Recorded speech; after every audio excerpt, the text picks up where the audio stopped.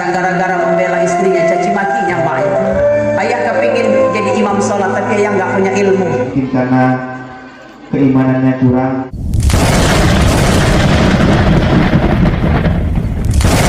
Sering dicaci makinya ayah. Pak, ada anak yang bilang, Ustaz, ayahku nggak sayang kepadaku. Kenapa?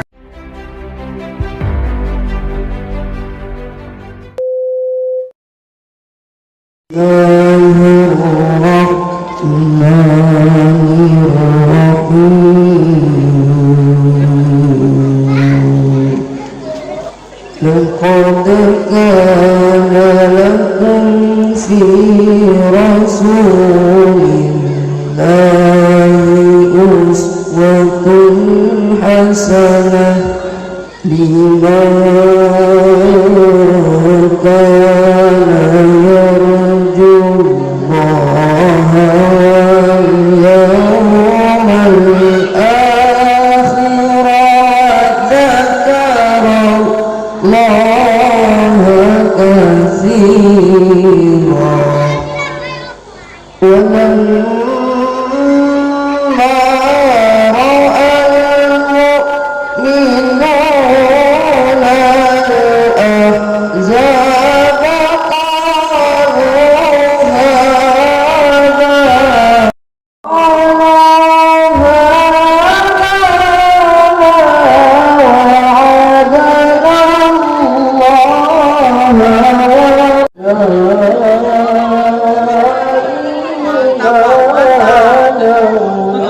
الأحزاب من المؤمنين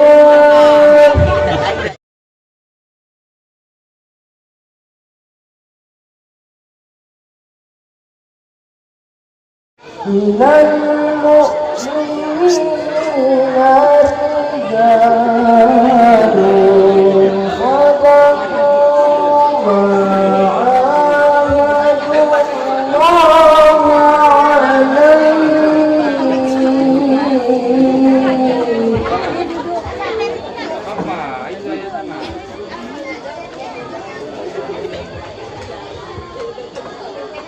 فمنهم من قضى نحبه ومنهم من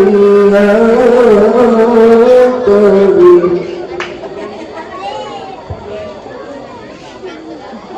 ومنهم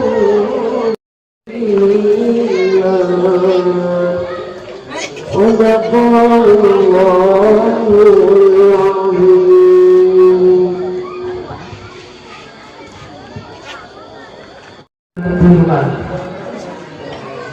Di antara orang mulia itu ada orang yang menepati apa yang telah mereka janjikan kepada Allah. Maka di antara mereka ada yang gugur, dan di antara mereka pula yang menunggu-nunggu tidak berubah janjinya. Mudah-mudahan ayat-ayat suci yang dibaca akan memberikan manfaat dan pahala bagi yang membaca dan bagi kita semua yang telah mendengarkannya. Ya Nabi salam alaika, ya Rasul salam alaika, ya Habib salam alaika, salawatullah alaika, ya Nabi salam alaika, ya Rasul salam alaika, ya Habib salam alaika, salawatullah alaika, ya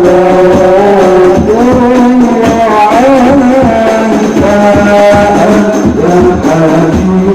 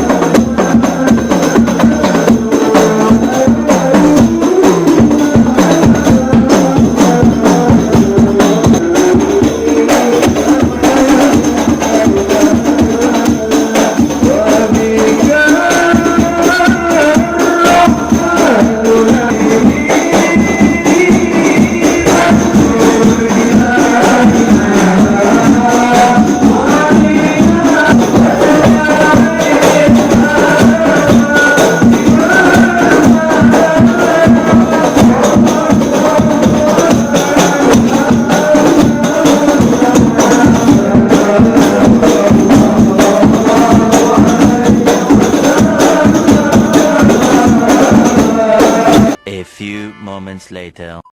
Ya Rabbal Alamin. Mudah-mudahan dapat bonus surplus kita. Nah, sebelum saya tutup acara pada malam hari ini menjadi jaya dan menjadi maju. Al-Fatihah.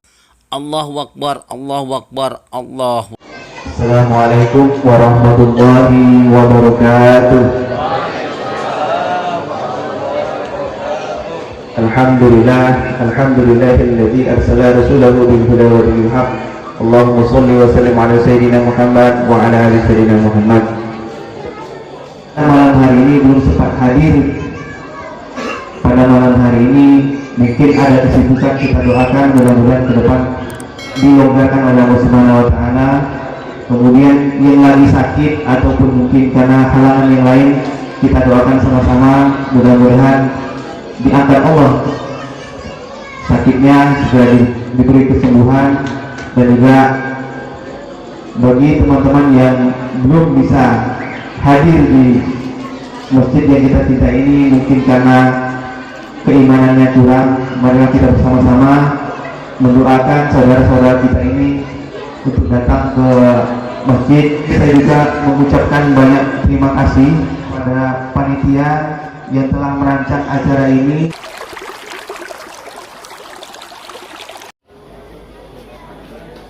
Bismillahirrahmanirrahim. Assalamualaikum warahmatullahi wabarakatuh.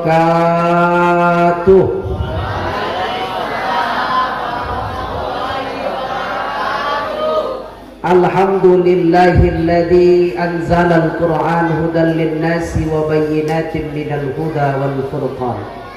Ashhadu an la ilaha illallah wahdahu la syarika lah. Wa ashhadu anna sayyidana Muhammadan abduhu wa rasuluhu alladhi la nabiyya ba'da.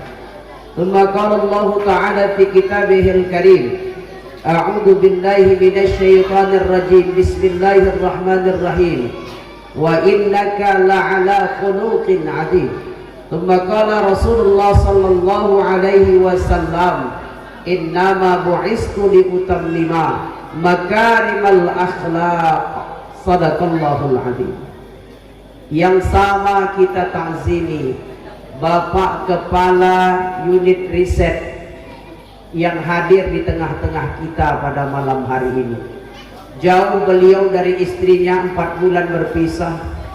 Mudah-mudahan Allah tumbuhkan kesabaran, dan kesabaran itu berlandaskan ketakwaan. Saya ingat pesan dari Pak Kepala Unit Riset tadi, mengatakan bahwa kita ini makhluk terbaik. Benar, karena Pak Nabi pernah kumpul dengan para sahabatnya, dia bilang begini, wahai sahabatku, tahukah kalian siapa makhluk yang imannya paling besar di atas bumi Allah ini? Lalu sahabat berkata, para malaikat ya Rasul, karena malaikat senantiasa bertasbih memuji Allah. Kata Rasulullah, tidak, para malaikat itu senantiasa bertasbih memuji Allah karena memang Allah berikan mereka akal, tapi Allah tak berikan nafsu. Kalau Allah berikan nafsu kepada para malaikat, belum tentu malaikat lebih baik dari manusia. Lalu sahabat bilang, kalau gitu para nabi dan rasul seperti engkau ya Rasulullah. Rasul katakan, tidak. Kami para nabi dan rasul kenapa beriman? Karena kami langsung mendapatkan wahyu dari Allah, dari malaikat-malaikat Allah, sehingga kami bukan hanya meyakini, tapi kami tahu kalau Allah itu ada. Lalu sahabat bilang, kalau gitu kami para sahabat engkau ya Rasulullah. Kata Rasulullah, tidak. Kami para sahabat beriman, kalian para sahabat memang tak melihat Allah, tapi kalian langsung mendapatkan wahyu itu dari aku Rasulullah. Lalu sahabat yang nanya, kalau gitu ya Rasulullah, siapa makhluk yang imannya paling besar di atas bumi Allah ini? Kata Rasul, mereka, kata Nabi, mereka. Siapa mereka? Orang-orang yang hidup jauh di belakangku, tapi mereka mau beriman dan bertakwa. Mereka tak pernah lihat Allah, mereka tak pernah menyaksikan wahyu diturunkan, mereka tak pernah menemui aku Rasulullah, tapi mereka rela mengorbankan harta, waktunya hanya untuk membuktikan cintanya kepada Allah. Siapakah mereka? Kita semua yang ada di tempat ini. Amin. Besar pengorbanan Bapak Ibu datang ke tempat ini. Kenapa Ustaz? Ibu-ibu datang. Apa yang dikorbankan? Ikatan cinta. Lagi seru-serunya, karena Aldebaran sama Andin sedang berkelahi. Dan bapak-bapak rela datang kemari padahal lebih enak nongkrong di warung kopi. Kita doa mudah-mudahan malam hari ini Allah kumpulkan kita di sini, nanti di surga Allah kembali kumpulkan kita. Amin. Yang sama kita takzimi Bapak Kepala Desa Sungai Putih yang hadir di tengah-tengah kita. Bapak, Ibu, seluruh karyawan yang mohon izin tak bisa saya sebutkan satu persatu. Adik-adikku pemain hadroh yang tampil begitu luar biasa. Salam takzim saya buat yang mayoritas hadir. Siapa Ustaz? Emak-emak yang luar biasa. Jauh saya datang dari Serdang Bedagai, kami orang Melayu. Indah rasanya kalau orang Melayu menyapa dengan pantun. Boleh, Bu? Indah sungguh warna pelangi, terbang melayang burung gelatik. Sudah banyak tempat yang saya datangi, ternyata mak-mak Sungai Putih ini yang paling cantik. Anak pejabat memakai batik dipakai menuju Monas. Mak-mak malam ini terlihat cantik, mudah-mudahan baju yang dipakai sudah lulus. Karena saya khawatir bajunya bagus, utang. Kok tahu Ustaz? Karena bonus belum keluar-keluar. Itu menurut pengakuan Ustaz Kori, ketua panitia. Izin Pak Kepala Riset, karena sekarang banyak orang kita ini gayanya cuma artis tapi utang keliling pinggang. Ada. Tapi bukan orang sini, orang sana. Cuman katanya orang sana itu pindahan dari Sungai Putih. Padahal Nabi udah bilang, kata Nabi, innar rajula kana gharib, jauhi utang. Penyakit orang berutang kedua. Pertama, haddatsa fakadzdzaba, kedua bahwa ada fa akhlafa. Orang berutang tuh penyakitnya pertama ucapannya sering bohong, kedua janjinya sering dia ingkari. Orang mau utang ramahnya luar biasa, rayuannya luar biasa, jangankan air mata, air hidung bisa netes. Tapi giliran bayar lebih garang dia dari yang punya uang. Itu penyakit orang berutang. Pada akhirnya orang sering utang, sering bohong. Nabi katakan ayatul munafiqis salas. Idza haddatsa kadzdzaba, wa idza wa'ada akhlafa, wa idza tumina khana. Tanda orang munafik itu tiga. Bila berkata dia bohong, janji dia ingkari, dipercaya dia berkhianat. Orang munafik itu kata Allah, innal munafiqina fid darkil asfali minan nar. Orang munafik itu letaknya dasar neraka yang paling bawah. Maka jangan suka bohong. Jamaah saya pernah nanya sama saya, Ustaz, katanya boleh bohong itu Ustaz? Boleh bohong, tapi hanya pada 3 tempat. Boleh bohong hanya pada 3 keadaan. Pertama, kau boleh bohong ketika berperang lawan orang kafir. Kau boleh bohong, tapi itu sudah lewat di masa lalu. Yang kedua, boleh bohong ketika kalian lihat 2 orang berkelahi, lalu kalian tambah-tambah cerita supaya mereka berteman lagi. Itu boleh bohong. Tapi jarang, yang sering ada orang berkawan, kita tambah-tambah cerita jadi begadang orang itu sering.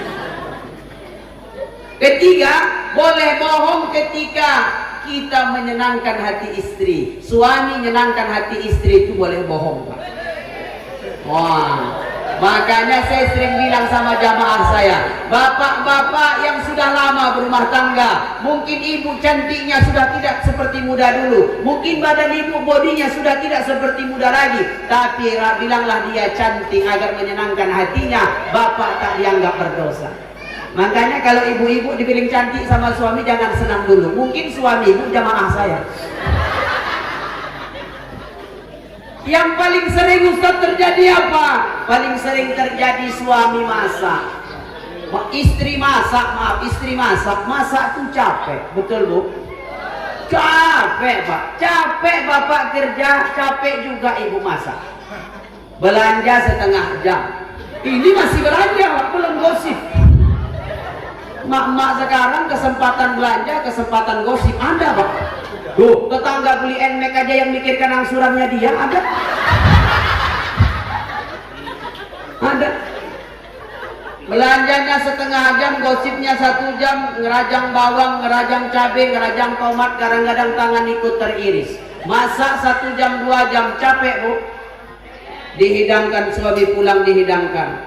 Ditanyanya, Bang enak Bang? Bang enak Bang. Kalau ibu tanya gitu, bapak peka lah Pak, bilanglah enak. Itu tanda ibu nyari perhatian.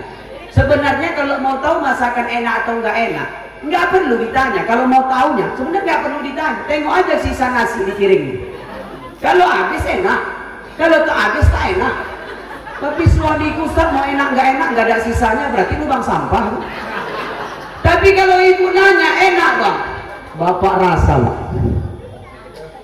Walaupun asin tapi ibu nanya enak bang. Mantap. Belum pernah abang merasakan masakan seenak ini. Enak abang ha? Senang hati ibu. Capek nih bang. Tapi jangan habiskan. Jangan dihabiskan. Siapa itu ibu yang makan, gitu dimakan ibu. Tapi asinnya bang, gitulah 18 tahun kurasakan kawin sama kau itu. Maka jangan suka hutang. Bapak Ibu yang dimuliakan Allah, kemudian salam takzim saya buat kameramen yang dari tadi lasaknya luar biasa. Saya ngefans sama, mudah-mudahan Pak kameramen nanti masuk surga insyaallah, amin. Wah, luar biasa. Saya salut Pak. Dakwah itu, Pak, dakwah itu bukan hanya yang ceramah di sini. Ceramah di sini itu tak hebat kalau tak ada Bapak Ibu, betul? Kalau saya bercakap-cakap sendiri, pikir orang gila kalau Bapak Ibu tak ada di sini. Jadi dakwah itu bukan hanya yang dakwah di sini. Ibu bapak yang duduk di situ pun dakwah. Adik-adik remaja masjid yang cari dana kemana-mana itu dakwah. Dakwah itu banyak. Kameramen yang digunakan untuk kepentingan dakwah itu dakwah. Makanya kadang-kadang lebih mulia jamaahnya daripada ustaz. Banyak aku bilang begitu. Kenapa ustaz? Kadang-kadang jamaah itu hadir mengorbankan banyak harta. Kadang-kadang ustaz itu datang cuma mengharapkan amplop. Ada. Makanya aku kadang-kadang walaupun juara nasional, izin nih Pak Kepala Unit, saya juara nasional 2014. Ketika disundang ceramah nggak pernah saya tanya honor. Kenapa? Karena guru saya pesan. Kata guru saya, alangkah berdosanya seorang ustadz kalau diundang ceramah dia meminta honor. Alangkah berdosanya seorang ustadz kalau ceramah minta honor. Tapi guru saya pun bilang, lebih besar dosa panitia undang ustadz nggak menyiapkan honor.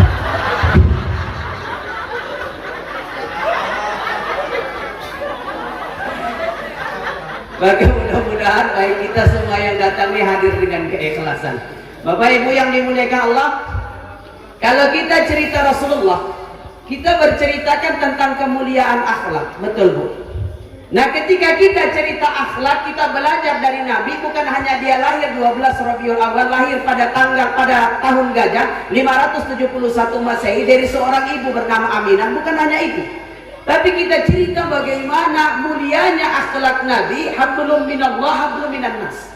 Pertama, hablum minallah.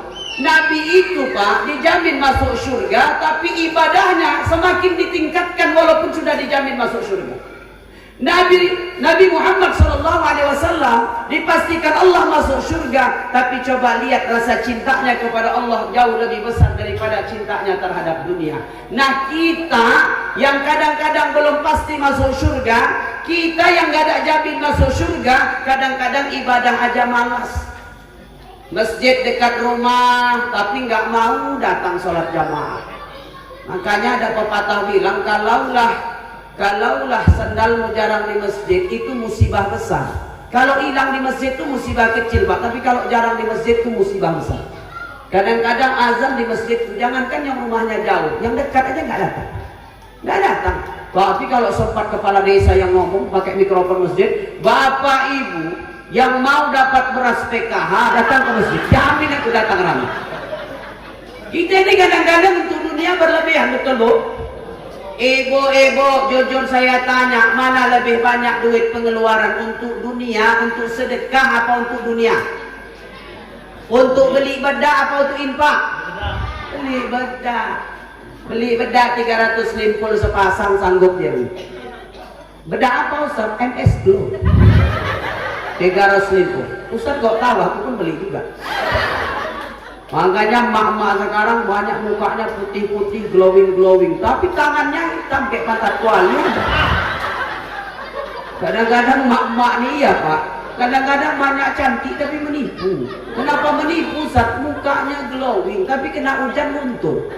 Ada mama nih, alis dah bagus dicukur, diganti pakai pensil alis, betul Pak?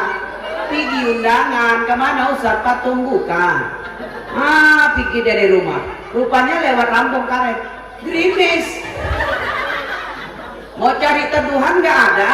Terus saja dia jalan naik kereta. Naik kereta nggak usah praktekkan lah, ibu bayangkan aja. Tangan belah kanan megang gas, betul. Tangan belah kiri nutupin alis. Karena yang nutupin cuma tangan sebelah, alisnya sebelah basah, sebelah kering. Sampai ke tempat undangan dia lupa alisnya palsu, tengoknya tisu di lapnya, sebelah hilang. Duduk dia di meja undangan, ada kawan di meja yang sama senyum sama dia. Dia pun senyum.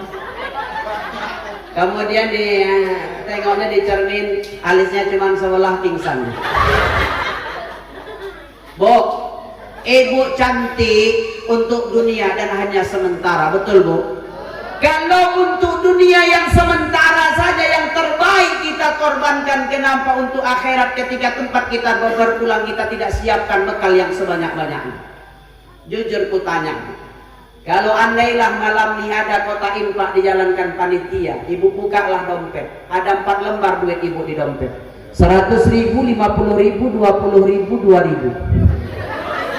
Gak usah cerita bonusan dulu, ini cerita infak nih. 100.000, 50.000, 20.000, 2.000. Jujurlah Bu, yang ibu masukkan kota infak itu duit berapa? Malu-malu ibu jawabnya. Ada yang tunduk, ada yang geleng-geleng. Jawab aja. 2.000 Ustaz. Oke lah, pertanyaannya aku tambahi, 2.000-nya 2 lembar, 1 baru, 1 jelek. Yang ibu masukkan yang mana? Bapak gak usah ketawa lah Pak, beda-beda tipisnya katanya. Kok tahu Ustaz? Aku perhatikan juga yaitu Pak pas khutbah Jumat. Sering aku khutbah Jumat lagi enak-enaknya aku khutbah. Bapak-bapak yang dimuliakan Allah, kota infak kan jalan. Anda bapak tapi berapa banyak perempuan sanggup jadi tulang punggung dalam keluarganya. Ayah kepingin jadi imam sholat tapi ayah nggak punya ilmu. Pak, ada mantan istri, ada mantan suami, tapi sampai kapanpun nggak akan ada mantan orang tua. Sekarang gara-gara membela istrinya caci maki yang